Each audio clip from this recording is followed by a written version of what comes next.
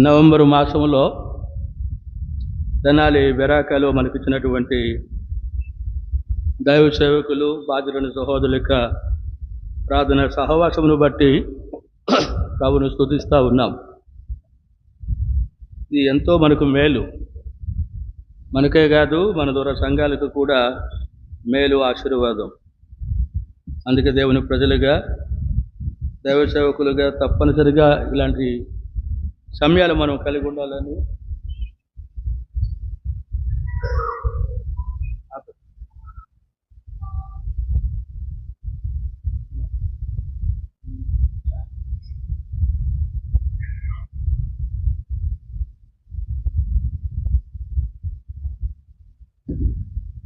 ఇలాంటి సమయాలు మనం కలిగి ఉండేవారంగా మనం ఉండాలి. నా మట్టుకైతే దైవ సేవకుల కొడుకులు ఒక్కడు కూడా మిస్ కానమాట. 89వ సంవత్సరం నుండి మన ఏరియాలో దైవ సేవకుల కొడుకులు ఎక్కడ జరిగినా ఒక్కటి కూడా పోగొట్టుకోను. కాబట్టి మనకు ఎన్నో ఉంటాయి పనులు, అయితే వాటికంటే ఈ సమయం ఎంతో విలువైనటువంటిది.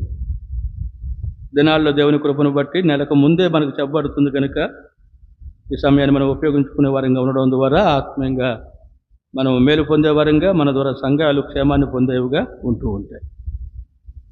తిరిగి దేవుని ప్రజలుగా కొద్ది సమయం ఆరాధించడంలో ప్రభు మనకు ఇచ్చిన సమయాన్ని బట్టి స్తుతిస్తూ ఉన్నాం. తిరిగి మనం ప్రార్థనలో ప్రవేశిస్తాం.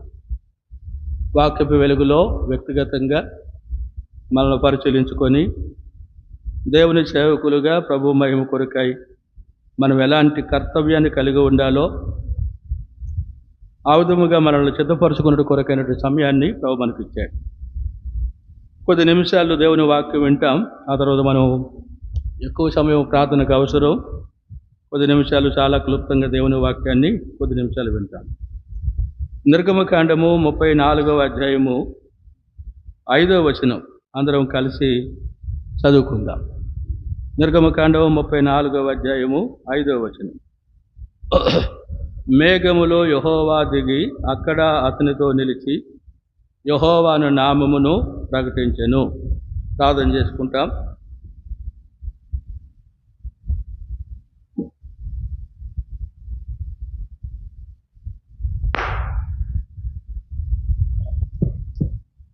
మా పరలోకపు తండ్రి, ప్రభువా మీకు వందనాలు, స్తోత్రాలు. బెరాకలో ఈ నవంబరు మాసము దైవ సేవకులుగాను బాధ్యులైన సహోదరులుగా ప్రార్థన సహవాసాన్ని కలిగి ఉండడానికి మీరు మాకు ఇచ్చిన ఆధిక్యతను బట్టి స్తుతిస్తూ ఉన్నాం. రాగలిగిన మీ పిల్లలందరిని బట్టి మీకు వందనాలు, స్తోత్రాలు. మొదటి భాగంగా దయగలిగిన తండ్రి, మీ దాసులుగా మిమ్మల్ని ఆరాధించి స్తుతించుటలో మాకు ఇచ్చిన ఆధిక్యతను బట్టి స్తుతిస్తూ ఉన్నాం. తిరిగి మా ఆడలో మీకున్న సంకల్పాన్ని ఎరిగి మీ మేము కొరకు మేము జీవించినట్లు ప్రభువా మీరు మీ మాటలు మాకు అనుగ్రహించమని ప్రార్థిస్తూ ఉన్నాం. మా ముందుకు మీరు తీసుకుంటున్న లేఖన భాగాన్ని బట్టి స్తుతిస్తున్నాం. మా అందరి హృదయాలను ఎరిగిన దేవుడవు, మీ మేము కొరకు సిద్ధపరచండి. మీ మాటలలో జీవం ఉన్నది. సామాన్యముగా మీ మాటలు గ్రహించడం కావాల్సిన జ్ఞానం మాకు అనుగ్రహించండి. ఈ మా ముందున్న సమయం మాకు ఆశీర్వాదకరంగా ఉంచమని, మీరే మహిమ పొందమని, ఇంకా ఎవరు మీ ఏర్పాట్లో ఉన్నారో సకాలంలో కలుసుకోవడానికి కావాల్సిన కృప దయచేయమని యేసు ప్రభు దివ్యమైన నామమున ప్రార్థించి స్తుతించి వేడుకొనుచున్నాము తండ్రి, ఆమేన్.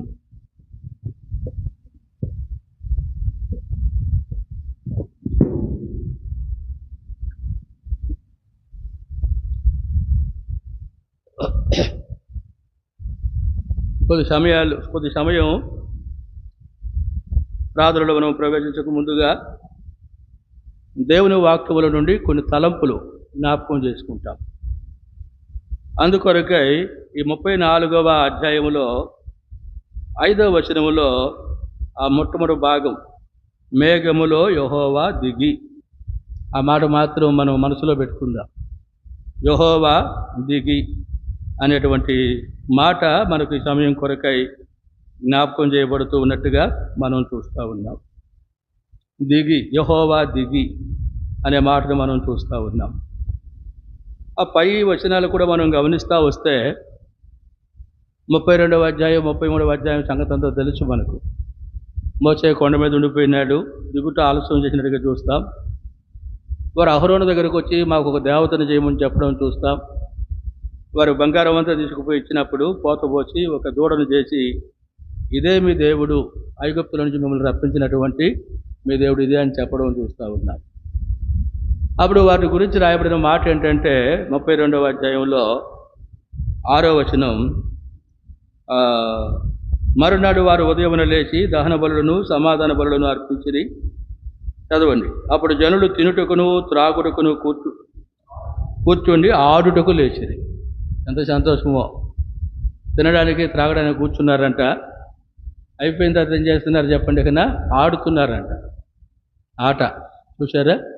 అది అప్పుడు దేవుడు చెప్పాడు మోషేతో ఏమని? 7వ వచనం, కాగా యెహోవా మోషేతో ఇట్లనెను, నువ్వు దిగి వెళ్ళుము, ఐగుప్తులో నీవు రప్పించిన నీ ప్రజలు చెడిపోయిరి. కాబట్టి నువ్వు దిగి వెళ్ళు, ఐగుప్తులో నుంచి నీవు రప్పించిన నీ ప్రజలు ఏమైపోయినారు? చెడిపోయినారు. ఆ ప్రజలను చూసినప్పుడు మోషే దేవుడు తనకు ఇచ్చినటువంటి ధర్మశాస్త్రం 10 ఆజ్ఞలు రాతి పలకలు చేతపడుకుని వచ్చినవాడుగా కనబడుతున్నాడు. ఆ విధానం అంతా చూసేసరికి ఎంత కోపమో, ఆ రాతి పలకలు ఆ దూడకేసి కొట్టినట్టుగా చూస్తూ ఉన్నాం. అవి పగిలిపోయినాయి. ఆ తర్వాత ఆ దూడను భస్మము చేసి ఆ బూడిదంతటిని కిద్రోను వాగులు కలిపి వేసినట్టుగా చూస్తూ ఉన్నాం. ఆ తర్వాత ప్రజల కొరకు మోసే దేవుని సన్నిధిని అడ్డుపడినట్టుగా చూస్తూ ఉన్నాం. ఆ తర్వాత గమనిస్తూ వస్తే ఈ 34వ అధ్యాయంలో మళ్ళా దేవుడు మోషేతో చెప్పాడు. మొదటి భాగం, యెహోవా మోషేతో మొదటి పలకల వంటి 2 రాతి పలకలను చెక్కుము, నీవు పగలగొట్టిన మొదటి పలకల మీద ఉన్న వాక్యములను నేను ఈ పలకల మీద వ్రాసేదను. నువ్వు పగలగొట్టావే మొదటి పలకలు, అలాంటి పలకలు చెక్కు, అప్పుడు నేను ఈ పలకల మీద ఆ వాక్యములను ఏం చేస్తాను? వ్రాస్తాను అని చెప్పాడు.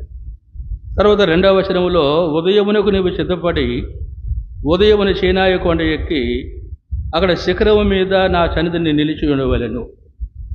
కాబట్టి ఎప్పుడు చేయాలి ఇది? ఎప్పుడో కాదు, నీ ఇష్టం వచ్చినప్పుడు కాదు, ఉదయమున. ఎప్పుడంటే చెప్పండి? ఉదయమున. అంటే ఒకవేళ రాత్రి మాట్లాడాడేమో, అంతే కదా? కాబట్టి రాత్రి మాట్లాడితేనే ఉదయం అంటాడు, లేకపోతే రేపో ఎల్లుండో అంటాడు. కాబట్టి ఉదయమునకు నువ్వేం చేయాలంటే, నేనేం చెప్పాను అది చేసుకొని నువ్వేం చేయాలని అంటే, కొండ ఎక్కి శిఖరము మీద నా సన్నిధిని ఏమవ్వాలి చెప్పండి? నిలిచి ఉండాలి. ఉదయం అంటే ఎప్పుడు? 10 గంటల లోపే ఉదయం. 10 గంటలు దాటితే మధ్యాహ్నం అవుతుంది.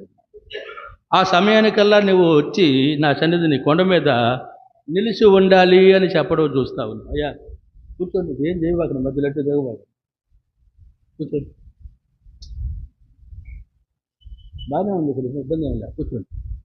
దృష్టి ఎట్టు ఉంటుందంటే దాని మీద పోద్ది అనమాట అందరిది. అంతే, మధ్యలో ఎక్కడ ఏం చేయవాకండి, ఎంత ఇబ్బంది అయినా కూర్చోండి.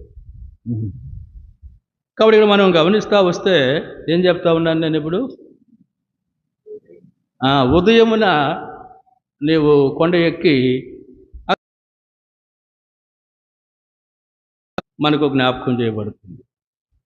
ఆ తర్వాత 4వ వచనం, కాబట్టి అతడు మొదటి పలకల వంటి 2 రాతి పలకలను చెక్కెను. మోషే తనకు యెహోవా ఆజ్ఞాపించినట్లు ఉదయమందు పెందలకడ లేచి ఆ 2 రాతి పలకలను చేత పట్టుకొని సీనాయి కొండ ఎక్కగా. కాబట్టి అనే మాట కనబడుతూ ఉంది. దేవుడు చెప్పాడు కాబట్టి వెంటనే తాను ఏం చేశాడు అని అంటే ఆ కొండ ఎక్కినట్లుగా చూస్తూ ఉన్నాం. కొండ ఎక్కడం ఏం చూపిస్తూ ఉంది? ఏం చెప్పాలా? కొండ ఎక్కడం ఏం చూపిస్తూ ఉంది? ప్రయాసను చూపిస్తూ ఉంది. ఏం చూపిస్తూ ఉంది చెప్పండి? ప్రయాసను చూపిస్తూ ఉంది. అర్థమవుతా ఉందా? ప్రయాస అనేటువంటిది ఒక వ్యక్తి యొక్క ఔన్నత్యమైన స్థితిని చూపించేదిగా కనబడుతుంది. ప్రయాసపడాలి, కష్టపడాలి. ఈ మధ్య ఓ సేవకుని పంపించే ఒక ఆయన్ని, నేను 30 సంవత్సరాలు సేవ అన్నాడు. సంఘం నుంచి తరివేశారు. కూతురు దగ్గర ఉంటా ఉన్నారు, మొండికేస్తూ ఉంటాడు వచ్చినప్పుడల్లా. నేను ట్రస్ట్లో ఉన్నా, ఇన్ని సంవత్సరాలుగా సహవాసంలో ఉన్నా. సరే ఒక పెద్ద సంఘానికి పంపించాం. వాళ్ళు అంటా ఉన్నారన్నా, ఇంట్లో నుంచి బయటకు రాడన్నా, ఒక గృహాన్ని దర్శించడన్నా. ఈ మధ్య ఒక 5-6 నెలలు ఇది పంపించి, మీరన్నా మాట్లాడండి అన్న ఆయనతోటి. 17వ తేదీ యానివర్సరీ ఉంది అక్కడ. ఆ రోజు మీరు వస్తారు కదన్నా, మీరు మాట్లాడండి అన్నా, చూసారా? ఎందుకు వచ్చావు చావుకి? అన్నీ ఇస్తూ ఉంటే లక్షణంగా తిని ఆ తర్వాత ఇంట్లో కూర్చోడానికి ప్రయాసపడాలి. రాత్రి వేరే అతను మాట్లాడుతూ నన్ను గురించి మాట్లాడుతూ ఉన్నారు. అన్నా మిమ్మల్ని కొండేపు నుంచి ట్రాన్స్ఫర్ చేశారన్నా. ఎందుకు చేశారన్నా అంటా ఉన్నారు. అప్పుడు నేను చెప్పాను, నన్ను కొండేపు నుంచి ఎవరు ట్రాన్స్ఫర్ చేయలేదు, నా అంతటా నేనే వచ్చేసాను. ఎందుకు వచ్చేసాను? కారణాలు చెబుతూ వచ్చాను. ఆ మాట చెబుతూ నేను ఒక మాట అన్నా, అది అతిశయంగానే తీసుకోండి మీరు కూడా. నన్ను ఎవ్వరూ ట్రాన్స్ఫర్ చేయరు ఎక్కడున్నా. అర్థమవుతుందా? నా స్థాయి అది, నా స్థితి అది, నా పరిచర్య అది, నా ప్రయాస అది. అర్థమవుతా ఉందా? కాబట్టి దేవుని ప్రజలుగా ఇట్టి ఆసక్తి కలిగిన వారిగా మనం ఉండాలి. చాలా ప్రాముఖ్యమైన సంగతులు అన్నమాట. అర్థమవుతా ఉందా? కానీ మనం ఎక్కడైనా ఓ చోట నుంచి ఒక చోట పోతున్నాము అని అంటే దానికి క్షేమము కోరే మనతో మాట్లాడతారు ఎవరైనా.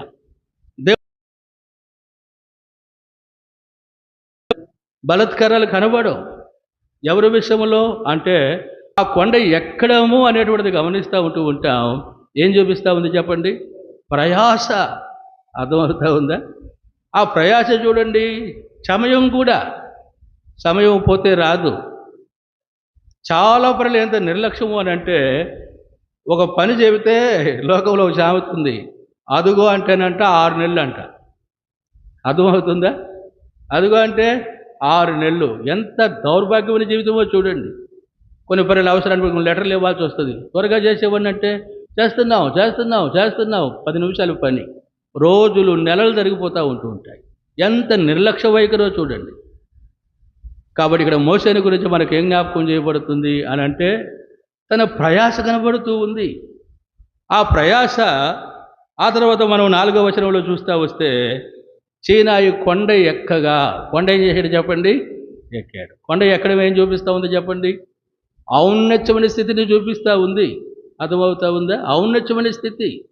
ఒక వ్యక్తి తన వ్యక్తిగత ఆత్మీయ జీవితంలో ఆ ఉన్నతమైనటువంటి ఔన్నత్యమైన స్థితి తన ప్రయాస వెనకని మనకు జ్ఞాపకం చేయబడుతుంది. ఊరికే రాదు. కాబట్టి ఇవన్నీ మనకు మోషేలో జ్ఞాపకం చేయబడుతూ ఉన్నాయి. ఆ తర్వాత ఇప్పుడు 5వ వచనంలో గమనిస్తూ వస్తే, మేఘములో యెహోవా దిగి, మేఘములో యెహోవా దిగి ఎక్కినటువంటి మోషేకు దేవుడు దిగడము కనబడుతూ ఉంది. దేవుడు దిగడము అనేటువంటిది మోషేకు దేవుడు చూపిస్తూ ఉన్నాడు. కాబట్టి దిగడము ఏం చూపిస్తూ ఉంది అని మనం చూస్తామనంటే, మన తగ్గింపును చూపిస్తున్నట్టుగా చూస్తూ ఉన్నాం. చూసారా? మన తగ్గింపును చూపిస్తూ ఉంది. అందుకే దేవుని దాసులుగా, దేవుని సేవకులుగా, బాధ్యులైన సహోదరులుగా గమనిస్తూ ఉంటాం. ఈ పరిచర్యను దేవుడు మనకి ఇచ్చినట్టుగా చూస్తాం ఆయన కృపను బట్టి. మాదిరికరమైన పరిచర్య ఆయన దాసులుగా మనం కలిగి ఉండాలని హెచ్చరించబడుతూ ఉన్నాం. ఎప్పుడైతే అలాగ ఉంటామో గమనిస్తాం, ఆయన దిగి. ఎందుకు ఆయన దిగాడు చెప్పండి? అదే వచనంలో మనం గమనిస్తూ వస్తే 5వ వచనంలో చూడండి.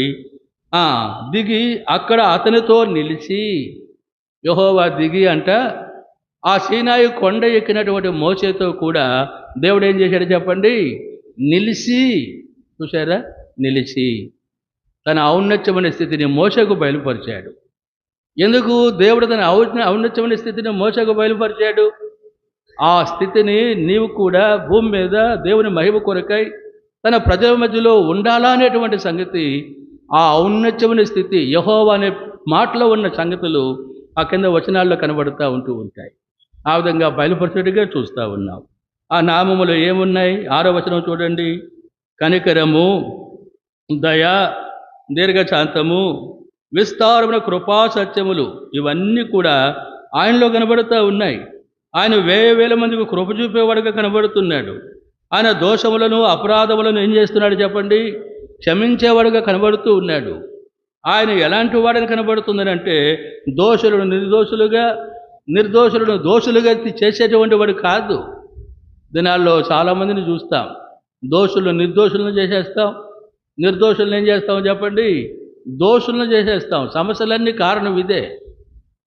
అయితే దేవుడు తన ప్రత్యక్షత మోషేకి ఇచ్చినప్పుడు గమనిస్తూ ఉంటాం. అది మన కర్తవ్యము అనే సంగతి ఇక్కడ మనకు జ్ఞాపకం చేయబడడం చూస్తూ ఉన్నాం. సరే, ఆ విషయాలన్నీ చూడండి, మీకు సమయం ఉన్నప్పుడు ధ్యానించండి ఆ భాగాలు. అయితే 5వ వచనంలో మనం గమనిస్తూ వచ్చినప్పుడు యెహోవా దిగి అనేటువంటి మాట ఈ సమయం కొరకే మనకు జ్ఞాపకం చేయబడుతుంది. ఆ మాటలో నుండి ఒక 5 చిన్న తలంపులు చాలా క్లుప్తంగా ఈ సమయం కొరకే మనం జ్ఞాపకం చేసుకుందాం.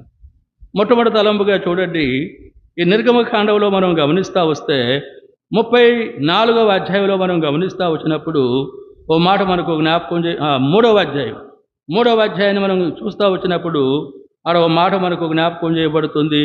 ఆ వచనం చూడండి. నిర్గమకాండము 3వ అధ్యాయము ఆడ ఒక వచనం మనకు జ్ఞాపకం చేయబడుతుంది. ఆ మాటని సమయం కొరకే జ్ఞాపకం చేసుకుంటాం. 7వ వచనం, 3వ అధ్యాయం 7వ వచనం, మరియు యెహోవా ఇట్లనెను. చాలు. ఇప్పుడు 8వ వచనం చివరి భాగం చదవండి. దిగి వచ్చి ఉన్నాను. చూసారా? యెహోవా ఏమంటున్నాడంట? ఇట్లనెను. చిన్న గీత కనబడుతుంది అక్కడ. మోషేతో అంటా ఉన్నాడు. ఆ 7వ వచనం నుండి 8వ వచనం చివరి వరకు సంగతులన్నీ చెబుతూ మోషే ఇందుకు నేను ఏం చేశాను చెప్పండి? దిగి వచ్చి ఉన్నాను అని చెప్పడం చూస్తూ ఉన్నా. కాబట్టి దేవుడు దిగి వచ్చాడు. ఐగుప్తులో ఉన్న తన ప్రజలు, వారి మూలుగులు, వారి శ్రమలు, వారి ఇబ్బందులు అవన్నీ అంటాడు నేను చూచాను. వారి కొరకు ఔన్నత్యమైన కనాను దేశాన్ని వారి పితరులతో నేను వాగ్దానం చేశాను. ఆ దేశానికి వారిని నడిపించుటకు నేనేం చేశాను చెప్పండి? దిగి వచ్చాను. చూసారా? ఇప్పుడు మోషేకి ఆ ప్రత్యక్షత కనబడిందిగా చూస్తూ ఉన్నాం. ఎలా కనబడింది ఆ ప్రత్యక్షత? గొర్రెలు కాచుకుంటూ ఉంటే, అంటే తన పని తాను చేసుకుంటూ వస్తే దేవుని పని చేయడానికి మోషేకి ఇచ్చిన దర్శనం చూస్తాం. తాను ఉన్నట్టుగా ఉండి చూస్తూ ఉన్నాడు. ముందు ఒక పొద మండుతూ ఉందంట. ఆ పొదను చూస్తూ వస్తే ఎంతసేపు చూసినా ఏమవుతుంది? పొద మండుతూ ఉంది కానీ కాలిపోలేదంట. పొద మండుతూ ఉంటే కాలిపోవాలి కదా. అరే ఎంతసేపు చూసినా మండుతుంది కానీ కాలిపోవడం లే. ఆ మండుతూ ఉన్న సమయంలో పొద అంట ఆకులు రెపరెపలాడుతూ ఉన్నాయంట. అంటే ఒక చినుకు పడుతుంటే ఎట్ట కలకల్లాడుతూ ఉంటాయో అట్లా రెపరెపలాడుతూ ఉన్నాయంట. అరే మోసే కనిపించింది, ఏంటి ఇంత పెద్ద మంటలు వస్తూ ఉన్నాయి దాంట్లో నుంచి. ఎంతసేపు చూసినా పొద ఏం కాలేదు చెప్పండి, కాలిపోలేదే. ఈ వింత దగ్గరకు పోయి చూస్తాను అని మోసే అనుకుంటా వస్తే అప్పుడు స్వరం పడుతుంది, మోసే మోసే దగ్గరికి రాకుండా. నువ్వు నిలిచినటువంటి స్థలము పరిశుద్ధ ప్రదేశం. నేను నీ పితరుల దేవుడును. నేను ఎందుకు దిగి వచ్చానో తెలుసా? ఆ ప్రజలను కనాను దేశానికి నడిపించడానికి నేను దిగి వచ్చాను. రమ్ము, నిన్ను ఐగుప్తుకు పంపిస్తాను. చూసారా? అప్పుడు మోసే అంటాడు, నేను ఎంతటి వాడను. ఏమంటున్నాడు చెప్పండి? నేను ఎంతటి వాడను. ఈ మాట అపోస్తలుల కార్యములు 7వ అధ్యాయంలో గమనిస్తూ వస్తే స్టెఫను మోషేని గురించి చెబుతూ అక్కడ ఒక మాట ఏమంటాడు చెప్పండి త్వరగా. స్టెఫను మోషేని గురించి మాట్లాడుతూ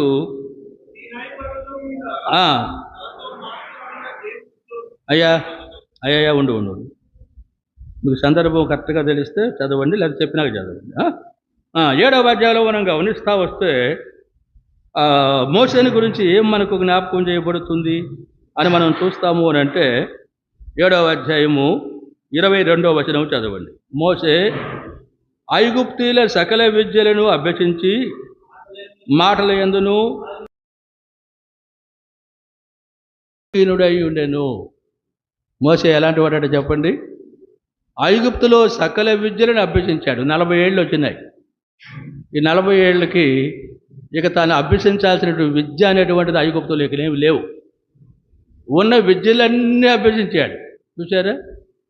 ఇంజనీరింగ్ చదివి ఉంటాడేమో, డాక్టర్ చదివి ఉంటాడేమో, లాయర్ చదివి ఉంటాడేమో, ఎన్నో. తను చదువు లేదు. అన్ని విద్యలు, విలువ విద్యలు కావచ్చు, ఏవైనా కావచ్చు, అన్ని విషయములలో మోసే ఎవరై ఉన్నాడంటే చెప్పండి? ప్రవీణుడై ఉన్నాడంట. చూసారా?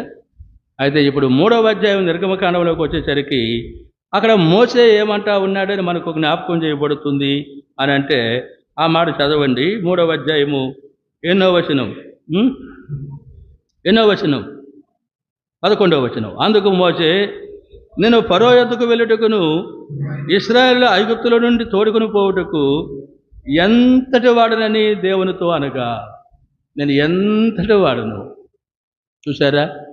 ఇప్పుడు చూడండి, సకల విద్యలను అభ్యసించినటువంటి మోసే నేను ఎంతటి వాడను అని అనడానికి ఎన్ని సంవత్సరాలు పట్టింది చెప్పండి? చెప్పాలి త్వరగా. 40 సంవత్సరాలు పట్టింది. చూసారా? అప్పటికి మోసే ఏం చేశాడని కనబడుతుందనంటే దిగినట్టుగా చూస్తూ ఉంటూ ఉన్నాం. అర్థమవుతుందా? కాబట్టి దేవుడు దిగాడు. ఆ దేవుడు దిగడము అనేటువంటిది గమనిస్తాం. ఆయన కార్యముల కొరకై మనం కూడా దిగడము అనేటువంటిది చాలా అవసరం. 40 సంవత్సరాలు పట్టింది. అయితే మోసే జీవితంలో నేను అనేటువంటిది గమనిస్తూ ఉంటూ ఉంటాం. ఇవన్నీ చెప్పుకుంటా పోలేం, కానీ ప్రేరేపణను బట్టి అబ్రహాముతో చెప్పాడు 400 సంవత్సరాలు శ్రమ పెడతారు అని. ఆ తర్వాత నేను వారిని ఐగుప్తు నుంచి విడిపిస్తానని చెప్పాడు దేవుడు.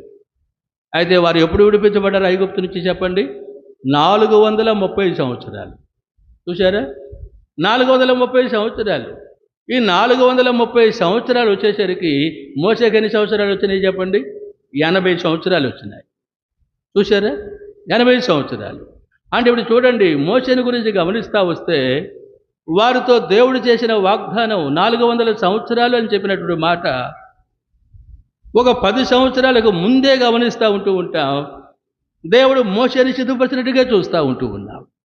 నా ద్వారా దేవుడు ఏదో చేస్తున్నాడని ప్రజలు గమనిస్తారని తనంతట తానుగా తన జ్ఞానాన్ని ఉపయోగించిన కారణాన్ని బట్టి ఐగుప్తు నుంచి పారిపోయినట్టుగా చూస్తూ ఉన్నాం. చూసారా? పారిపోయినాడు. ఆ తర్వాత గమనిస్తాం 40 సంవత్సరాల తర్వాత మళ్ళా దేవుడు ప్రత్యక్షమై చెప్పినప్పుడు అంటాడు, నేను ఏమంటున్నాడు చెప్పండి ఇక్కడ? ఎంతటి వాడను. ఆ 40 ఐగుప్తు నుంచి పారిపోయినటువంటి దినాలు ఎన్నంటే 390. అర్థమవుతా ఉందా? 390. ఇటు మనం గమనిస్తూ వస్తే ఆ సంవత్సరాలన్నీ మనం గడుపుకుంటే 430 సంవత్సరాలు. అంటే దేవుడు తన పితరులతో చెప్పినటువంటి మాటలు కూడా చూడండి, మోసే తొందరపాటు. అందుకే దేవుడు దిగి మోసేకి ఆ దిగడం అనేది నేర్పించిన కారణాన్ని బట్టి తన మహిమ కొరకు అయిన పాత్రగా మోసేను దేవుడు ఏర్పాటు చేసుకున్నట్టుగా, మోసే ద్వారా వారిని విడిపించినట్లుగా దేవుని వాక్యంలో చూస్తూ ఉన్నాం. అందుకే దేవుడు తన మహిమ కొరకై బాహ్యంగా కాదు కానీ మన అంతరంగాన్ని ఆయన చూసినప్పుడు ఎప్పుడైతే మనము ఎంతటి వాడను అనేవారిగా కనబడుతూ ఉంటామో అప్పుడు దేవుడు చెప్పేటటువంటిదంటే నీవే నాకు కావాలి. ఆ మనుషుల ద్వారా ఆయన మహిమపరచబడేవాడిగా ఉంటూ ఉంటాడు. ఆ ప్రత్యక్షత మోసేకు దేవుడు ఇచ్చినట్టుగా చూస్తూ ఉంటూ ఉన్నాం. మోసే కూడా చూస్తూ ఉంటూ, యెహోవా నీవు దిగి వెళ్ళుము, నీవును నీతో అహరోనును ఎక్కి రావలెను. చాలు చాలు చాలు. ఇక్కడ అంటా ఉన్నాడు, అందుకు యెహోవా మోసేతో చెబుతున్న మాట, నువ్వు దిగి వెళ్ళుము, నువ్వు దిగి వెళ్ళుము. ఎందుకు దిగి వెళ్ళమని చెప్తా ఉన్నాడు అని అంటే కారణం చెప్తా ఉన్నాడు. నీతో కూడా అహరోను ఎక్కి రావాలి, అందుకే నువ్వు దిగి వెళ్ళు అని చెప్పడం చూస్తూ ఉన్నా. కాబట్టి దేవుని ప్రజలుగా గమనిస్తూ ఉంటూ ఉంటాం. దేవుని చేత ఏర్పరచబడిన వారిగా ఎప్పుడు మనం దిగుతామో అప్పుడు అనేకులు మనతో కూడా ఏం చేస్తారంటే చెప్పండి, ఎక్కి వచ్చేవారుగా ఉంటూ ఉంటారు. కారణం అది దేవుని సంకల్పం. అది వారు ఎక్కి రావాలంటే నువ్వు దిగాలి. అయితే చాలా పనులు మనం ఏం చేయమని చెప్పండి, దిగనే దిగం. ఎక్కి రాకపోయినా పర్వాలేదు, ఎక్కి రాకపోతే నువ్వేం చేస్తావు? అందుకే కారణం మోసే దిగి వెళ్ళము, నీతో కూడా ఎవరు ఎక్కి రావాలి చెప్పండి? అహరోను ఎక్కి రావాలి. అందుకే మనం గమనిస్తూ వస్తే దిగి వెళ్ళడం ద్వారా ఒక వ్యక్తి మరొక వ్యక్తి ఎక్కి రావడం అనేది కనబడుతుంది. మనం దిగి వెళ్ళలేదనుకోనండి, మరొక వ్యక్తి ఎక్కి రాడు. అప్పుడు ఈ పరిచర్య అంతా కూడా మనకేమవుతుందో చెప్పండి ఒకసారి? భారం అయిపోతుంది, చాలా భారం అయిపోతుంది. అందుకే సంఘాల్లో చూస్తాం, నేనేనన్నా ఇంక ఊరు లేరన్నా, ఎవరన్నా నువ్వు రాణిస్తే కదా ఇంకెవరన్నా రావడానికి చెప్పండి. ఒక చోట 2 రోజులు ప్రత్యేకమైన కోరికలు, పెద్ద మందిని, అది కూడా అక్కడున్న సేవకుడు ఒక్కడే పాటలు పాడుతున్నాడు. బాధ్యతలున్న సహోదరులు ఉన్నారు, వాళ్ళ పరిచర్యకి వెళతారు, చక్కగా పాటలు పాడతారు వాళ్ళు, నాకు తెలుసు వాళ్ళు. ఆ తర్వాత నేను అడిగాను, ఏంటి ఒకడే పాడతావు, పేరు చెప్పలే, ఒకడే పాడతావేంటి అన్నా? వీళ్ళు రానియకూడదన్నా, వీళ్ళు రాణిస్తే మాట్లాడరండి ఇకనా. చూసారా? పాటలు పాడడానికి కూడా రానియకూడదంట వాళ్ళని. ఇంకంతా ఒక్కడే. తర్వాత ఏమవుతుందో తెలిసి అందరూ కలిసి తరిమి కొట్టారు ఆయన్ని. ఆ మధ్యలో లేకుండా పోయినాడు. ఇదే జరుగుతుంది, భారం అయిపోతుంది. అందుకే దేవుని ప్రజలుగా ఈ పరిచర్య ప్రభు మహిమ కొరకై సంఘము అనేటువంటి ప్రత్యక్షతలో ఒక్కరు చేసేది కాదు ఇది. కాబట్టి అవయవాలన్నీ పనిచేయాలి, అప్పుడు సంఘం క్షేమాభివృద్ధి పొందుతుంది. అందుకే మోసేతో చెప్తాడు, మోసే నువ్వు దిగి వెళ్ళు. ఎందుకంటే అహరోను ఏం చేయాలి చెప్పండి, ఎక్కి రావాలి. మనం దిగి వెళ్ళకపోతే అహరోను ఎక్కి రాడు. అహరోను ఎక్కి రాకపోతే పరిచర్య మనకు ఏమవుతుంది చెప్పండి, భారం అయిపోతుంది.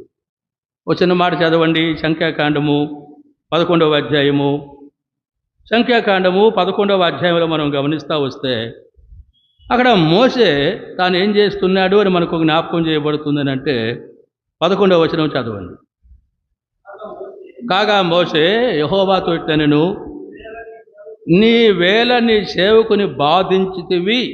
వచ్చిన మార్కు, నా మీద నీ కటాక్షము రానియక ఈ జనులందరి భారమును నా మీద పెట్టనేలా, నేనే ఈ సర్వజనమును గర్భమును ధరించితినా, నేనే వీరిని కంటినా, పాలిచ్చి పెంచుడు తండ్రి పసిపిల్లలను మోయినట్లు నేను వీరి తండ్రులకు ప్రమాణపూర్వకముగా ఇచ్చిన దేశమునకు వీరిని నీ రొమ్మును ఎత్తుకుని పొమ్మని నాతో చెప్పుచున్నావు. 13వ వచనం, ఈ సమస్త ప్రజలకు ఇచ్చుటకు మాంసం నాకెక్కడది, వారు నన్ను చూచి ఏడ్చుచు తినుటకు మాంసమిమ్మని అడుగుచూ ఉన్నారు. ఈ సమస్త జనులను ఒంటిగా మోయిన వలన కాదు, అది నేను భరింపలేని భారం. నీవు నాకు ఇట్లు చేయదలిసిన యెడల నన్ను చంపుము. చూడండి ఎంత భారం అయిపోయిందో మోసేకి. నీవు నన్ను చంపేసాయి. ఎందుకు ఇలాగ మాట్లాడుతూ ఉన్నాడు? ఐగుప్తు నుంచి ఈ ప్రజలతో కూడా కొంతమంది ఐగుప్తీయులు కూడా వచ్చారు. ఆ ఐగుప్తీయులకు పెట్టబడిన పేరు ఏంటంటే మిశ్రిత జనం. ఏ జనం అంటే చెప్పండి, అది జనము కాని జనం. వారికి ఐగుప్తులో మాంసాలు ఉన్నాయి, అన్నీ ఉన్నాయి, వీళ్ళకి లేదు, కీరకాయలు బీరకాయలు తప్ప. కాబట్టి అక్కడ లేవు, ఇక్కడ లేదు, కాబట్టి వీళ్ళకేమో ఆశలు ఉండవు. అది ఆ మిశ్రిత జనం అంట మాంస ఆపేక్ష కనపరిచారంట. చూసారా, మాంస ఆపేక్ష కనపరిచారంట. ఇక వాళ్ళు ఏడుస్తా లేస్తే వీరులే ఏడుస్తా లేచేసారు, నాకు మాంసమేమో, మాకు మాంసమేమో. అరణ్యములో మోసే ఎక్కడ మాంసం తెచ్చిస్తాడు చెప్పండి? అప్పుడు మోసే అంటాడు, ఎందుకయ్యా నన్ను ఇలాగ చేస్తావు? ఆ మాట చూడండి, చదివాం కదా, గట్టిగా చదివాం, చూడండి జాగ్రత్తగా. ఇట్లా ఎందుకు నన్ను చేశావు? ఇలాగైతే నన్ను చంపు. 15వ వచనం కూడా చూడండి, నా మీద నీ కటాక్షం వచ్చినట్లా నేను నా బాధను చూడకూడనట్లు నన్ను చంపు. మరో అర్థం కావడంలా మోసేకి. నేను ఒక్కడనే ఈ భారంనే మోయలేను. ప్రజలు మాంసం తెచ్చిపెట్టమంటున్నారు, ఎక్కడ తెచ్చిపెట్టాలి? కాబట్టి నేనేమైనా కన్నానా, పెంచానా, పాలిచ్చానా? చూసారా ఎన్ని మాటలు మోసే మాట్లాడుతున్నాడో చూడండి. అప్పుడు దేవుడు మోసేకు చెప్పాడు, ఏమని చెప్పాడు అని అంటే చూడండి 17వ వచనం, నేను దిగి అక్కడ నీతో మాట్లాడేదను, మరి నీ మీద వచ్చిన ఆత్మలో పాలు వారి మీద ఉంచెదను. ఈ జనులు భారమును నువ్వు ఒంటిగా మోయకుడినట్లు వారు ధరలను ఒక పాలు నీతో కూడా భరింపవలెను. మోసే నువ్వు చేయాల్సిన పని ఏంటంటే 16వ వచనములో జనులకు పెద్దలనియు అధిపతులనియు నీ వెరిగినటువంటి ఇశ్రాయేలు పెద్దలలో నుండి 70 మంది మనుషులను నా ఎదుగు పోగు చేసి ప్రత్యక్షపు గుడారమునకు వారిని తోడుకుని రమ్ము, అక్కడ వారు నీతో కూడా నిలవబడవలెను. కాబట్టి నీకు తెలుసు, ఇశ్రాయేలు ప్రజలు గోత్రాలు తెలుసు, ఆ గోత్రాలలో ఎవరు ప్రాముఖ్యమైన వారో తెలుసు. వారందరినీ కూడా అన్ని గోత్రముల నుండి 70 మందిని ఏర్పాటు చేయి. ఆ 70 మందిని నీవు ఏర్పాటు చేసి వారిని ప్రత్యక్షపు గుడారములకు వారిని తోడుకొని వచ్చి అక్కడ వారు నీతో కూడా నిలవబడేవారను. అక్కడ వారు నీతో కూడా ఏం చేయాలి చెప్పండి? నిలవబడి. నీతో కూడా అంటే అర్థం ఏంటి చెప్పాలా త్వరగా మీరు ఎవరన్నా? అయ్యా నీతో కూడా నిలవబడాలి అంటే నీతో కూడా అనేటువంటి మాట ఏం కనబడుతుందని అంటే ఆ 70 మందిలో నీవు కూడా ఒకడవుగా ఉండాలి. అర్థమవుతుందా? ఆ 70 మంది కూడా ఒక్కొక్కరుగా నీతో ఒకటిగా వారు ఉండాలి, నీవేమో వారిలో ఒకడవుగా నీవు ఉండాలి. అలాగున ప్రత్యక్ష గుడారము దగ్గరికి వారిని నడిపించు. అక్కడ నేను దిగి వారితో మాట్లాడతాను. నీ మీదకి వచ్చినటువంటి ఆత్మను వారి మీద కూడా నేను ఉంచుతాను. అప్పుడు వారందరూ ఏం చేస్తారని అంటే ఈ బాధ్యత, ఈ భారం అంతా భరిస్తారు. అప్పుడు నీకు తేలికైపోద్ది. అర్థమవుతుందా? ఇప్పుడు మోసే దిగాడు. ఎంతమందిని పోగు చేశాడంటే చెప్పండి? 70 మందిని. ఈ 70 మందిని ఎలా పోగు చేశాడు? ఎలాంటి వారిగా చేశాడు చెప్పండి? తనతో సమానముగా. అర్థమవుతా ఉందా? తనతో సమానముగా. కనుక ఎక్కువ కాదు. అర్థమవుతా ఉందా? కొన్ని పర్యాలు కొంతమంది అంటారు ఈ దినాల్లో, అన్న దేవుడు నిన్ను ఉన్నతం అన్నా. లేనే లేదు, మన అందరం ఉన్నతమే. మన విషయంలో ఆయన సంకల్పం ఎంతో శ్రేష్టమైనటువంటిది. అందరిలో ఒక సామాన్యమైన వ్యక్తినే నేను కూడా. నేనేమో అసమానుని కాదు, దేవుడిని కాను. మనం ఎవరు అలా కాము. కొంతమంది కొన్ని పర్యాయాలు కానీ పాడు చేసే వరకు కనపడడం చూస్తాం. కొంతమంది సీనియర్లు ఉన్నారు మనకు. దేవుడు ఆ ఆధిక్యతను వారికి ఇచ్చాడు. ఆ ఆధిక్యతను తట్టుకోలేక వారు పాడై సంఘాలు పాడు చేస్తూ ఉన్నారు. అర్థమవుతుందా? మన వ్యక్తిగత ఆత్మీయ జీవితంలో కూడా అదే. దేవుడు మనల్ని ఎందుకు దిగి ఉంటా ఉన్నాడు అని అంటే, అనేకులు మనతో కూడా రావాలి. ప్రభువు మహిమ కొరకు వారు సిద్ధపరచబడాలి. పరిచర్య ఆశీర్వాదకరంగా ఉండాలి. ఇది కారణం మోసే. అందుకే దిగు, 70 మందిని ఏర్పాటు చేయి. వీరిని పోగు చేయడానికి మోసే ఏం చేయాల్సి వచ్చింది కదా చెప్పండి? నేను అనేటువంటి ఆ స్థితి నుండి తాను దిగినట్టుగా చూస్తూ ఉన్నా. నేనే అంటావా? చివరికి నువ్వు అడిగేది ఇదే, నన్ను చంపయ్యా, నన్ను చంపు అంటావు. చచ్చి ఏం చేస్తావు చెప్పండి? చచ్చినాక ఇంకేమైనా చేసేది ఉందా మనం? ఏమిలే, బతికి చేయాలి. అర్థమవుతూ ఉందా? అందుకే దేవుని మహిమ కొరకాయ దేవుని ప్రజలుగా ఆ తగ్గింపులో సమకూర్పు కనబడుతుంది అనేటువంటి సంగతి కనబడుతున్నామా దేవుని ప్రజలుగా? రెండవదిగా తిరిగి మూడవదిగా జ్ఞాపకం చేసుకుందాం. త్వరగా నేను ముందుకు వెళ్తున్న వరకు విషయం మీకు అర్థం కావడానికి మాత్రమే చెబుతున్నాను. మూడవదిగా జ్ఞాపకం చేసుకుందాం. నిర్గమకాండం 34వ అధ్యాయము 5వ వచనం. యెహోవా దిగి అనేటువంటి మాట దేవుని వాక్యంలో మనకు జ్ఞాపకం చేయబడ్డం మనం చూస్తూ ఉన్నాం. యెహోవా ఏం చేశాడు అని మనకు జ్ఞాపకం చేయబడుతుంది అంటే, దిగి. మొట్టమొదటిగా చూడండి, ఆయన దిగాడు. కాబట్టి మోసే ఏమంటున్నాడు చెప్పండి? ఐగుప్తుకి సకల విద్యలు అప్పించిన ప్రవీణుడిగా కనబడుతున్నాడు. అయితే తాను దిగి అంటాడు, నేను ఎంతటి వాడను. చూసారా? కావాల మోసే నీవు నాకు. ఇప్పుడు రెండవదిగా మనం గమనిస్తూ వస్తే ఎన్నో బాధ్యతలు ఉన్నాయి. అయితే మితిమీరిపోతూ ఉన్నాయి. నన్ను చంపు, ఇలాగ నన్ను చేయదలిస్తే. లేదు మోసే, నీలాంటి వారిని ఇంకా 70 మందిని ఏర్పాటు చేయి. నీ మీద ఉన్న ఆత్మను వారి మీదుగా ఉంచుతాను నేను. అప్పుడు వారు అందరి భారాన్ని భరిస్తారు. అప్పుడు నీకు తేలికైపోద్ది. చూసారా? కాబట్టి మోసే దిగాడు రెండవదిగా. ఇప్పుడు మూడవదిగా మనకి ఏం జ్ఞాపకం చేయబడుతుంది అని మనం చూస్తాము అంటే, ఈ 19:24 చూడండి నిర్గమకాండములో.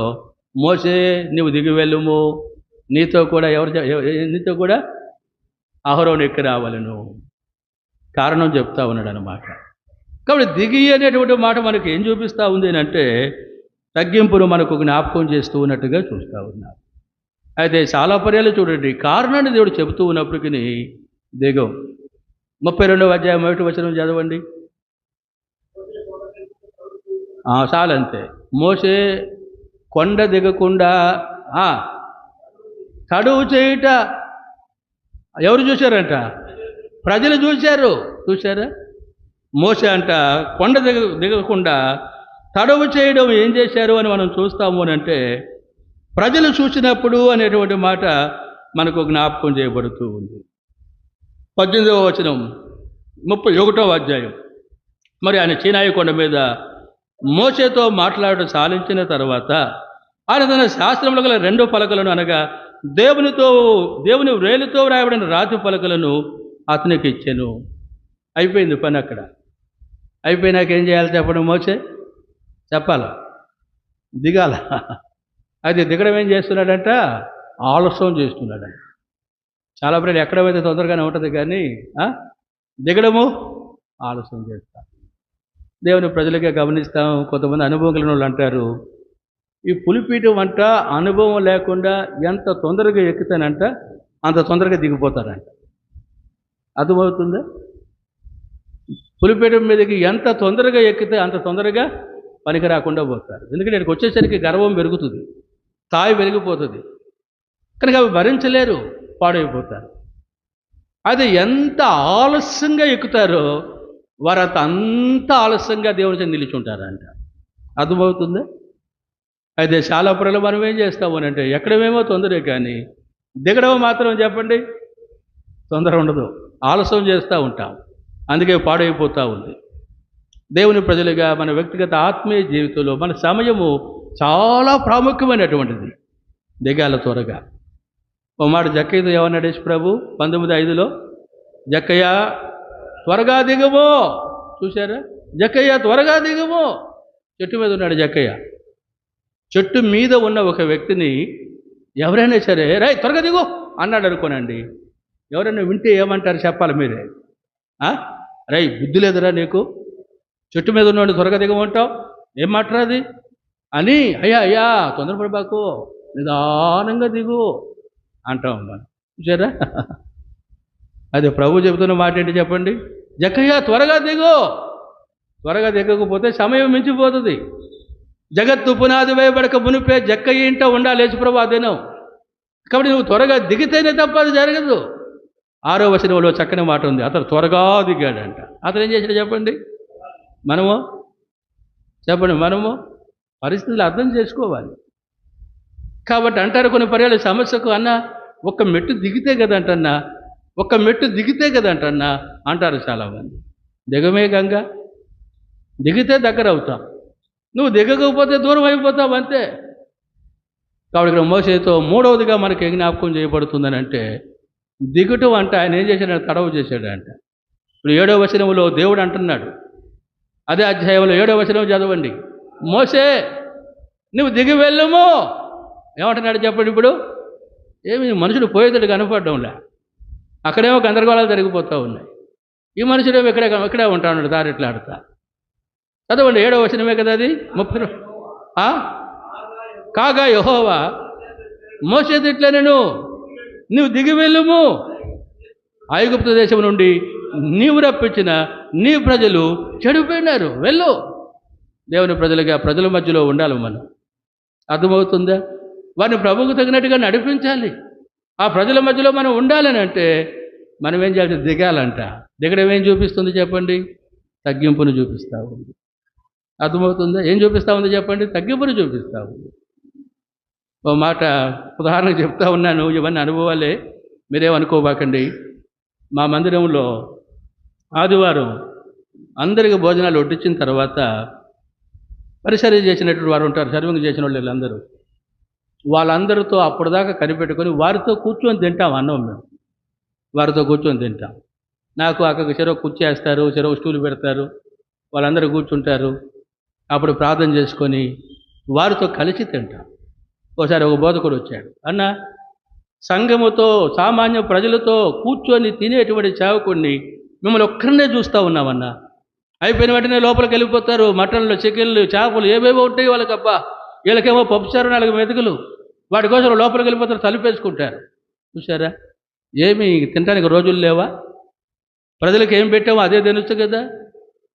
ఆదివారం ప్రజలకు ఏం పెడతామో మేము కూడా అదే తింటాం. ఎందుకు నేను ఈ సంగతులన్నీ చెబుతున్నా? దేవుని ప్రజలుగా దేవుని మహిమ కొరకే ఇతరులకు మాదిరిగా ఉండడానికి మన తగ్గింపు మనకు జ్ఞాపకం చేయబడుతుంది. అందుకే మూడవదిగా మోసే దిగి వెళ్ళు. చూసారా? కాబట్టి తడవ చేయడం అనేది ఎంత నష్టానికి కారణంగా కనబడుతూ ఉందో దేవుని వాక్యంలో మనకు జ్ఞాపకం చేయబడుతుంది. అందుకే తగ్గింపు, దిగిటు అనేటువంటిది దేవుని వాక్యంలో మనం చూస్తాం. చూడండి, మూడవదిగా లూకా వార్తలో మనం గమనిస్తూ వస్తే ఒక చిన్న భాగం మనకు కనబడుతుంది. 14వ అధ్యాయం 11వ వచనం తీసిన వారు చదవండి. 14వ అధ్యాయము. తన్ను తాను హెచ్చించుకొను ప్రతివాడును తగ్గించబడును, తను తగ్గించుకునేవాడు హెచ్చింపబడును. చాలా చక్కని మాట ఇక్కడ. ఇది చాలా గ్రహించాలి మనం. ఇక్కడ రాయబడిన మాట ఏంటంటే, తను హెచ్చించుకుని ప్రతివాడును తగ్గింపబడును, తను తగ్గించుకుని ప్రతివాడును హెచ్చింపబడును. ఇప్పుడు మాట చూడండి, దేవుని సేవకులుగాను బాధ్యులైన సహోదరులుగా మనల్ని ఎవ్వరు తగ్గించకూడదు. అర్థమవుతుందా మీకు ఈ మాట? మనల్ని ఎవ్వరు ఏం చేయకూడదు చెప్పండి? తగ్గించకూడదు. అర్థమవుతుందా? ఎవరైనా మనల్ని తగ్గించారు అని అంటే అది మనకు అవమానం, అది మనకు అవమానం. ఇక నువ్వు సెలవు ఉపయోగంలే. కాబట్టి ఎవరు నిన్ను తగ్గించకూడదు అని అంటే నువ్వు చేయాల్సిన కర్తవ్యం ఏంటి చెప్పండి? చెప్పాలి త్వరగా. నిన్ను నువ్వే తగ్గించుకోవాలి. అర్థమవుతుందా? నిన్ను నువ్వే తగ్గించుకోవాలి. ఎప్పుడైతే నిన్ను నువ్వు తగ్గించుకుంటావో ఇంక ఎవరికి అవకాశం లేదు నిన్ను తగ్గించడానికి. ప్రజలు అప్పుడు నిన్నేం చేస్తారో తెలుసా? హెచ్చించేవారుగా ఉంటారు. అది నువ్వు అక్కర్లే, నువ్వు కోరుకోవాల్సిన పనిలే. నీ తగ్గింపు హెచ్చించబడడానికి కారణమవుతుంది. వ్యక్తిగతంగా సంఘంలో కూడా దేవుని దాచులుగా, బాధ్యులైన సహోదరులుగా గమనిస్తూ ఉంటాం. ఇది ఎంతో ప్రాముఖ్యమైనటువంటిది. అదే చాలా పనులు మనకేం కావాలి చెప్పండి? గొప్పలు కావాలి కానీ తగ్గింపు కాదు, వద్దు. అదే తగ్గింపు కలిగి ఉండు, గొప్పలు వచ్చేస్తాయి ఆటోమేటిక్గా. తద్వారా దేవునికి మహిమ కలిగేదిగా కనబడుతూ ఉంది. వాక్య వెలుగులో వ్యక్తిగతంగా మనం పరిశీలించుకుందాం. ఎలాంటి వారంగా కనబడుతున్నాం? మూడవదిగా తిరిగి నాలుగవదిగా చూడండి. నిర్గమకాండం 34వ అధ్యాయం 5వ వచనం. నిర్గమకాండం 34వ అధ్యాయము 5వ వచనం. యెహోవా దిగి. యెహోవా ఏం చేశాడట చెప్పండి? దిగి. ఇప్పుడు చూడండి, ఒక మాట మనకు జ్ఞాపకం చేయబడుతుంది. ఆ నిర్గమకాండం 24వ అధ్యాయము 19వ అధ్యాయము ఎన్నో వచనం అది? నిర్గమకాండం 4వదిగా మనం గమనిస్తూ వస్తే 19వ అధ్యాయము 24వ వచనం చదవండి మరలా. అందుకు యెహోవా, నువ్వు దిగి వెళ్ళుము, నీవును నీతో అహరోనును ఎక్కి రావలను. మోషే ఎక్కి వెళ్ళాడు. ఆ దారి అహరోనుకు తెలియదు. అర్థమవుతుందయ్యా? ఆ దారి ఎవరికి తెలియదు? అహరోనుకు తెలియదు. ఆ దారి అహరోనుకు తెలియాలంటే నువ్వేం చేయాలి చెప్పండి? దిగి వెళ్ళాలి. నువ్వు ఎప్పుడైతే దిగి వెళ్తావో అప్పుడు చూడండి, నీతో కూడా అహరోను ఏం చేస్తాడు చెప్పండి? ఎక్కువ వస్తాడు. కారణం కనబడుతుంది. కాబట్టి ఇప్పుడు మనం దిగాల్సింది మన కోసరం కాదు. అర్థమవుతుందా? ఎవరి కోసం అంటే చెప్పండి? ఇతరుల కోసము. ఇతరుల కోసంలో మన కర్తవ్యం ఏంటి? వారు ఎక్కి రావాలి. ఇది ఎవరి ఉద్దేశము? దేవుని ఉద్దేశము. అర్థమవుతుందా? చాలా పనులు మనం దేవుని ఉద్దేశాన్ని గ్రహించము. మనం దేవుని ఉద్దేశాన్ని గ్రహించాం కాబట్టి మనం దిగా ఇంకెవరు ఎక్కి రాకూడదు. అక్కడే ఉండాలి, అక్కడే ఉండాలి. అక్కడే అనేటువంటిది ఏం చూపిస్తుందో తెలుసా? బైబిల్లో మ్యాప్ కనపడుతుంది. ఆ మ్యాప్లో ఒక సముద్రం ఉంటుంది. ఆ సముద్రం పేరు ఏం పేరు? మృత సముద్రం. ఏ సముద్రం అంటే చెప్పండి? అది మృత సముద్రం. అంటే ఆ సముద్రంలో ఏ జీవి బతకదు. కారణం ఏంటి అని మనం చూస్తాము అంటే అందులోకి కొత్త నీళ్ళు రావు, పాత నీళ్ళు పోవు. అందుకే ఆ నీళ్ళలో పడిందంటే చచ్చిపోవడం. నీ బతుకు కూడా అంతే. ఎవరికి ఉపయోగం ఉండదు. ఎవరు పడ్డా నీ దగ్గర అంతే గతం. అర్థమవుతుందా? కొంతమంది దినాల్లో చూస్తాం, సేవకులు బాధ్యులైన వాళ్ళు, ఎంతో కష్టపడినటువంటి వారు, ఎప్పటి నుంచో ఆ మందిరం ఎప్పుడో ఆ ప్రారంభం నుండి ఎంత శ్రమ పడిన వరకు కనబడుతున్నారో అంటాం. వాళ్ళకు కొన్ని బాధ్యతలు ఉంటాయి, కొన్ని ప్రేమ ఉంటుంది దాని మీద, అవన్నీ ఉంటాయి. పీకు పక్కన పడేసాను అన్న అంటాం. మనం ఎట పడేసామంట? పక్కన చెప్పండి. పీకు పక్కన పడేసామంట. ఎవరిచ్చారు నీకు అది? పీకు పడడానికి పోయినావా, లేకపోతే నీళ్ళు పోయడానికి పోయినావా? కొన్ని పర్యాలతో అతిశయంగా కనబడుతూ ఉంటుంది మనకు. దేవుని ప్రజలుగా ప్రభు మహిమ కొరకై మనం ఎక్కడైతే ఉన్నామో అక్కడ వారికి ఆశీర్వాదకరంగా కనబడం. పీకడం ద్వారా కలవరాలే కదా. ఏదో కొంతమంది నీకు సపోర్ట్ చేయొచ్చేమో, కానీ వారిని బట్టి నెమ్మదిలేని పరిస్థితులే కదా. అక్కడ నిన్ను గురించిన సాక్ష్యం కనపడదు కదా. అందుకే చెప్తున్నాడు 4వదిగా, మోషే దిగి వెళ్ళు, నీతో కూడా అహరోను ఏం చేయాలి చెప్పండి? ఎక్కి రావాలి. చూసారా? అది చాలా ప్రాముఖ్యమైనటువంటి సంగతిగా 4వదిగా మనకు జ్ఞాపకం చేయబడ్డం మనం చూస్తూ ఉన్నాం. చూడండి, నిర్గమకాండంలో 17వ అధ్యాయంలో మనం గమనిస్తూ వస్తే 10వ వచనం చదవండి ఒకసారి. నిర్గమకాండం 17వ అధ్యాయము 10వ వచనం. యెహోషువ మోషే తనతో చెప్పినట్లు చేసి అమాలేకులతో యుద్ధమాడెను. మోషే, అహరోను, హూరు అను వారు ఆ కొండ శిఖరం ఎక్కిరి. చాలయ్యా. కాబట్టి ఇక్కడ మోషే, అహరోను, హూరు అను వారు ఏం చేశారంటే చెప్పండి? ఆ కొండ శిఖరం ఎక్కిరి. 9వ వచనం చదవండి. మోషే యెహోషువతో మన కొరకు మనుషులను ఏర్పరచుకొని వారిని తీసుకొని బయలు వెళ్ళి అమాలేకులతో యుద్ధము చేయము. రేపు నేను దేవుని కర్రను చేత పట్టుకొని ఆ కొండ శిఖరం మీద నిలిచేదను అనేను. మోషే ఏమంటున్నాడు చెప్పండి? మోషే, యెహోషువ, నీవు మన కొరకు మనుషులను ఏర్పాటు చేసుకొని అమాలేకులతో యుద్ధము చెయ్యి. రేపు నేను ఏం చేస్తాను చెప్పండి? దేవుని కర్ర చేత పట్టుకొని ఆ కొండ శిఖరం ఎక్కుతాను. కొండ శిఖరం ఎక్కుతాడు మోషే. చేతులు పైకెత్తితే ఇశ్రాయేలీయులు గెలుస్తున్నారు, చేతులు దించితే అమాలేకులు గెలుస్తూ ఉన్నారు. ఆ చేతులను ఆదుకునేవారు ఎవరు చెప్పండి? ఆ చేతులను ఆదుకునేవారు ఎవరు చెప్పండి? నేను అంటా ఉన్నవే. దేవుని యొక్క సంకల్పం 10వ వచనంలో గమనిస్తాం. ఊరహరోనులు కూడా మోసేతో కూడా ఏం చేశారంట?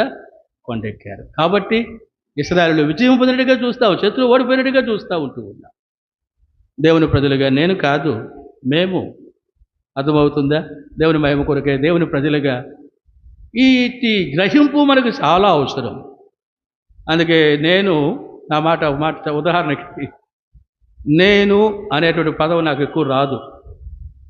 కాబట్టి అన్న తప్పకుండా రండి అన్న అంటే వస్తాం, మేము వస్తామంట.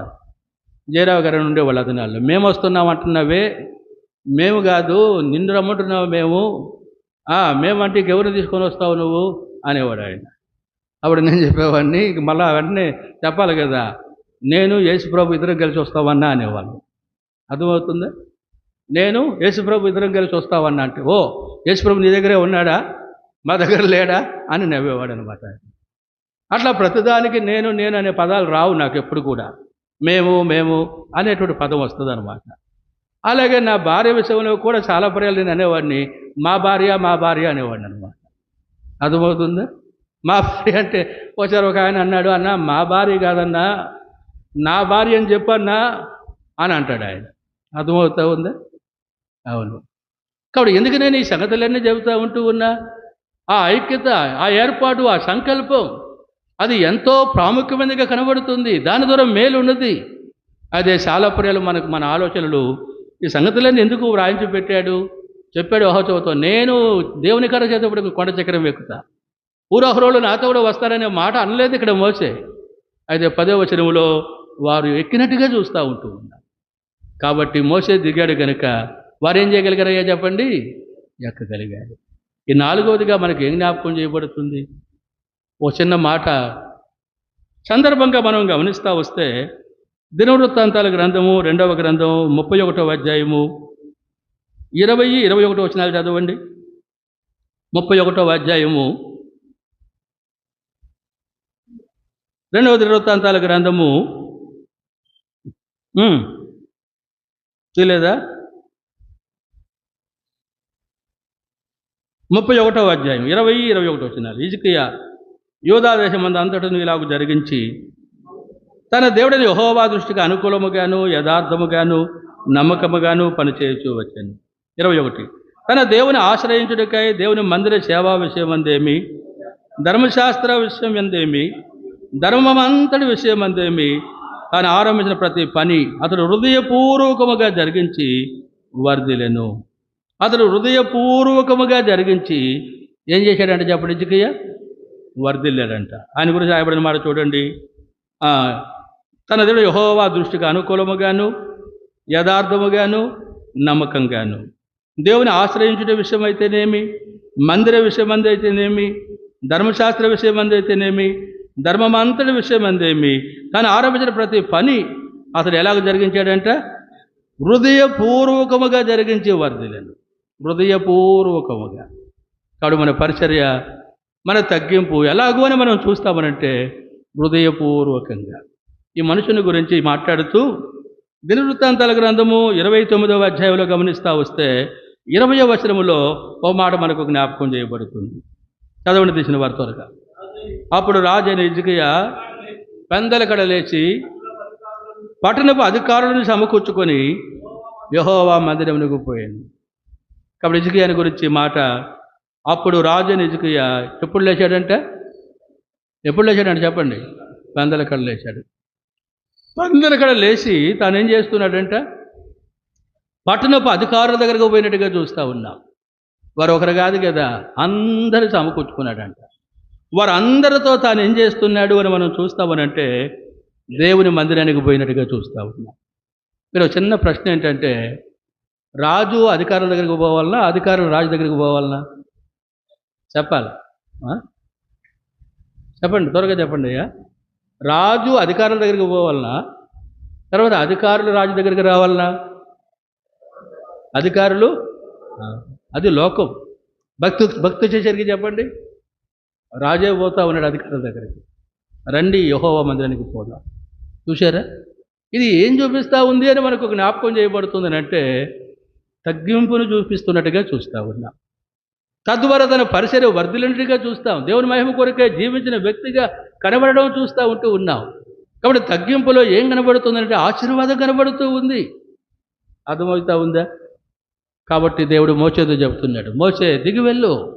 చూసారా, ఇది చెప్పడం కాదు కానీ దేవుడే ఏం చేశాడంటే చెప్పండి, దిగి వచ్చాడు. తద్వారా ఈ దర్శనం, తద్వారా ఈ ప్రత్యక్షత గమనిస్తూ ఉంటాం. మోషే కలిగింది, మోషే చెప్పగలిగాడు. మన వ్యక్తిగత ఆత్మీయ జీవితంలో ప్రభు మహిమ కొరకై పరిచర్య కొరకై గమనిస్తూ ఉంటాం. మనలో మనం ఏం చేయాలని చెప్పండి, తగ్గించుకునే వారంగా కనపడాలి. కనబడుతున్నామా? నాలుగవదిగా. ఇప్పుడు చివరిగా ఐదవదిగా చూడండి త్వరగా. ఈ నిర్గమకాండం 34వ అధ్యాయం 5వ వచనంలో చూస్తూ వస్తే మేఘములో యెహోవా ఏం చేశాడంట, దిగి. ఇప్పుడు దేవుని వాక్యలో మనం చూస్తూ వచ్చాం కదా, 19:24 చదవండి. 19:24 నిర్గమకాండంలోని. మోషే దిగి వెళ్ళుము, అహరోను నీతో కూడా ఏం చేయాలి చెప్పండి, ఎక్కి రావాలను. అహరోను నీతో కూడా ఎక్కి రావాలను. ఇప్పుడు 17వ అధ్యాయంలో మనం గమనిస్తూ వస్తే 10వ వచనం తీసిన వారు చదవండి త్వరగా. యెహోషువ మోషే తనతో చెప్పినట్లు చేసి అమాలేకులతో యుద్ధమాడును. మోషే, అహరోను, హూరు అనువారు ఆ కొండ శిఖరం ఎక్కిరి. ఇప్పుడు మోషే, అహరోను, హూరు అనేవారు ఆ కొండ చక్రం ఎక్కేసినారు కదా. కాబట్టి ఇప్పుడు మోషే ఎక్కాడు. మోషే ఎక్కాడు అనే పదము దిగితేనే కదా ఎక్కేది, చెప్పండి. దిగితేనే కదా ఎక్కేది, దిగాడు. ఇప్పుడు ఎక్కుతూ ఉన్నప్పుడు ఎవరు ఎక్కారు ఆ పర్వత శిఖరము అని అంటే హూరున్నాడు, అహరోను ఉన్నాడు. ఆ పర్వతం మీద ఉన్నప్పుడు మోషే చేతులు పైకెత్తినప్పుడు ఇశ్రాయేలు గెలుస్తూ ఉన్నారు. మోషే చేతులు దించినప్పుడు ఎవరు గెలుస్తున్నారు? అమాలేకులు గెలుస్తూ ఉన్నారు. జయాపజయములు అన్నీ గమనిస్తూ ఉన్నారు. అప్పుడు చూడండి, ఈ హూరు అహరోనులు ఏం చేశారు అని కనబడుతుందనంటే, నువ్వు ఆగయ్యా మా చేతులు ఎత్తుతాం అన్నారా చెప్పండి. చాలామంది అదే కదా, అని లాగేయాలి, మేము ఎక్కాలి. అర్థమవుతుందా? నా విషయంలో ఎంతోమంది అబ్బా ఎన్ని ప్రకటనల్లో అయిపోయింది ఆయన పని, లాగేస్తూ ఉన్నాం. తెనాలి సేవకుల మీటింగ్ కూడా రాకకుండా అయిపోద్ది ఆయన పని, ఎత్తేస్తాం. ఏడేస్తారు, ఎత్తి సముద్రంలో వేస్తారా? ఎంత దౌర్భాగ్యమైన జీవితం. ఎవరి బాట చెప్పేది సేవకులే. నేనేమైనా పోయి కావాలని ఎక్కలేదు అక్కడికి. ప్రతి విషయంలో నేను చెప్తా వచ్చాను, నేను తగినోని కాదు, నేను పనికిరాను, నేను వద్దు, నాకు కుదరదు, నా వల్ల కాదు, ఎన్ని ఆటంకాలు చెబుతూ వచ్చాను. పెద్దలైన వారు ప్రభు మహిమలో ఉన్నారు. వారు నాతో చెప్పిన మాట, నీకు అక్కరలేదు కానీ నువ్వు మాకు అక్కర, నీకు అక్కరలేదు కానీ నువ్వు దేవునికి అక్కర, నీకు అక్కరలేదు కానీ నువ్వు ఎబ్రోనుకు అవసరం. ఇవన్నీ బలవంతంగా నన్ను లాక్కుపోయినారన్నమాట. ఈ దినం కూడా నాకు అక్కర్లే, వద్దు అంటే చాలు, అంతే, వదిలేసుకొని ఉంటాను, నా సేవ నాకు చాలు. ఎన్ని నిందలేస్తూ ఉంటాయి. ఎందుకు నేను ఈ సంగతులు చెబుతున్నా? ప్రభు మహిమ కొరకే దేవుడు ఎవరిని ఏర్పాటు చేసుకున్నాడో వారు దిగడం ద్వారా గమనిస్తూ ఉంటున్నావు. అప్పుడు వారితో కూడా మోషే, హూరు, అహరోనులు ఎక్కడం చూస్తూ ఉన్నాం. ఇప్పుడు వారు మేము చేతులు ఎత్తుతాం అనడంలే, నువ్వు ఆగయ్యా మేము ఎత్తుతావు చేతులు అనడంలే. విజయం మోసే చేతుల్లో ఉంటా ఉన్నాయి. ఎందుకంటే దేవుడు మోసేని ఏర్పాటు చేసుకున్నాడు. ఆయన సంకల్పం మోసే విషయంలో ఎంతో ఉన్నతమైనటువంటిది. ఆ మనుషులతో కూడా సహకరించే వరంగా మనం ఉండాలి. అందుకే ఐదవదిగా దిగుట అనేటువంటిది మనకి ఏం చూపిస్తూ ఉంది అని అంటే, ఎందుకు దేవుడు దిగాడు అని మనకు జ్ఞాపకం చేయబడుతుందని అంటే, ఎవరైతే ఎక్కిన వాడిగా కనబడుతున్నాడో ఆ మనుషుని బలపరచాలి. మోసే ఎక్కి వచ్చేసాడు కదా, ఆ మనుషుని బలపరచడానికి దేవుడు ఏం చేశాడు అని అంటే దిగి వచ్చినట్టుగా చూస్తూ ఉన్నాం. ఇది ఒక మర్మం. దేవుడే దిగి వస్తే నీ సంగతి ఏంటి ఒకసారి చెప్పు. ఎందుకు హెచ్చించుకుంటావు? ఎందుకు నిన్ను నువ్వు పాడు చేసుకుంటావు? ఎందుకు కాని మాటలు మాట్లాడుతావు? ఇలాంటి మాటలు మాట్లాడుతూ ఎట్లా నువ్వు బోధలు చేస్తావు? అర్థమవుతా ఉందా?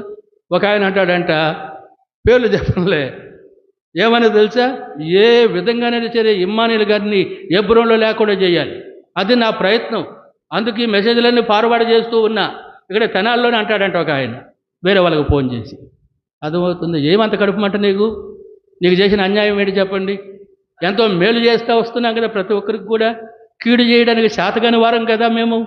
నా మటుకు అది కీడు చేయడానికి చేత కదా నాకు ఎంత కీడు చేసినా మేలే చేస్తూ పోతూ ఉంటాను. అది నాకున్నటువంటి తత్వం, నా ఆశ. కీడు ఏదైనా చేశాడంటే దేవుడు అనుమతించాడు, అది నా మేలు, సంతోషంగా స్వీకరిస్తాను కీడును కూడా. అయితే చాలా పనులు గ్రహించవు మనం. అయితే ఊరు హౌరోనులు గ్రహించినట్టుగా చూస్తూ ఉన్నాం. ఒక రాయి తీసుకొచ్చారు, మోసేని కూర్చోబెట్టారు. ఆ తర్వాత ఏం చేశారు చెప్పండి? ఒకడు ఆ వైపున, ఒకడు ఈ వైపున మోసే చేతులను వారు ఏం చేశారంటే చెప్పండి? ఆదుకున్న వారిగా కనపడుతుంది. ఆ విధముగా ఏమైనది అని మనకు ఒక జ్ఞాపకం చేయబడుతుంది అంటే అట్లు యెహోషువ ఏం చేశాడని మనకు ఒక జ్ఞాపకం చేయబడుతుంది అంటే ఇశ్రాయేలు అమాలేకులను గెలిచినట్లుగా దేవుని వాక్యంలో మనకు జ్ఞాపకం చేయబడడం చూస్తాం. 13వ వచనం చూడండి. అట్లు యెహోషువ కత్తివాడి చేత అమాలేకు రాజును అతని జనులను ఏం చేశాడని చెప్పండి? గెలిచాను. అట్లు అనే మాట చెప్పాలి ఇక్కడ. 5వదిగా ముగింపుగా చెప్తా ఉన్నా. అట్లు అంటే పూర్వ ఒకవైపు, అహరోను ఒకవైపు. ఆ మోసే చేతులు ఆదుకొనిన కారణమును బట్టి గమనిస్తూ ఉంటాం. ఇశ్రాయేలు ఏం చేశారు చెప్పండి? గెలిచారు. ఈ విజయములో ఎవరు ఎక్కువ ఎవరు తక్కువ చెప్పండి? చెప్పాలి త్వరగా.